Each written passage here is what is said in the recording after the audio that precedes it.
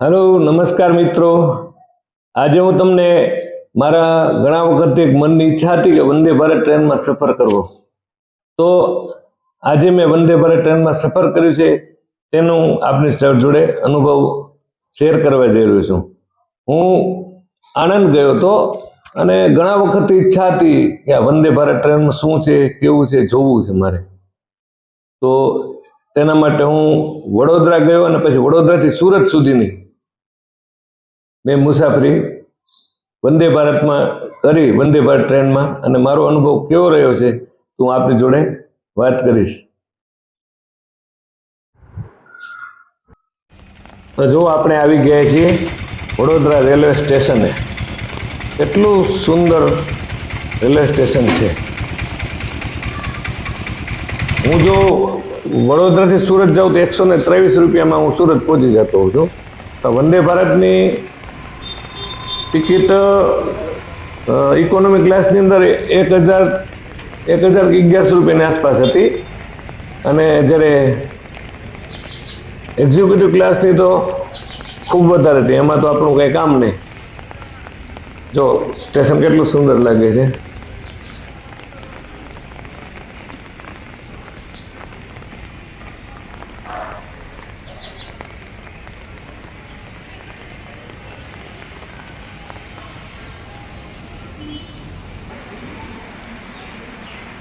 તો હવે આપણે જઈ રહ્યા છીએ પ્લેટફોર્મ નંબર 1 પર। ટ્રેન 5 મિનિટ લેટ છે।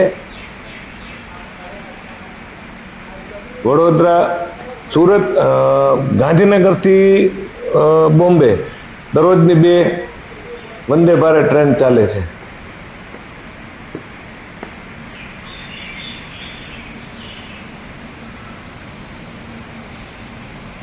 એક સફેદ કલરની છે અને એક રેડ કલર છે।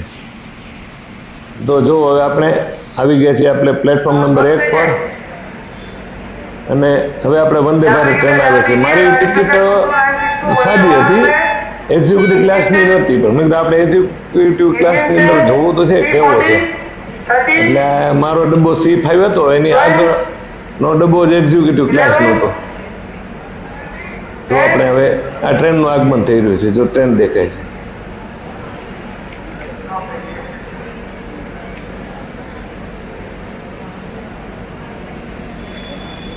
વંદે ભારત ટ્રેન આવી રહી છે।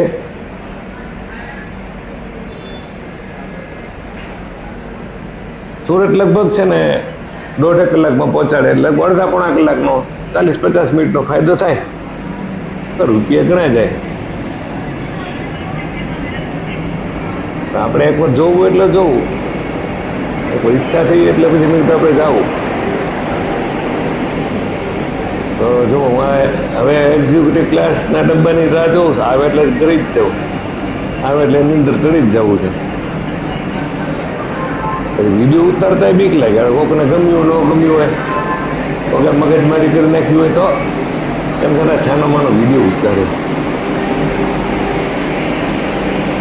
બહાર તો વાંધો નહીં, કોઈ બોલે। જો એક્ઝિક્યુટિવ ક્લાસનો ડબ્બો છે, તો આ 2 બાજુ બબ્બે સીટો છે, તો આ બારી બાજુ ફેરવેલી જોઈ।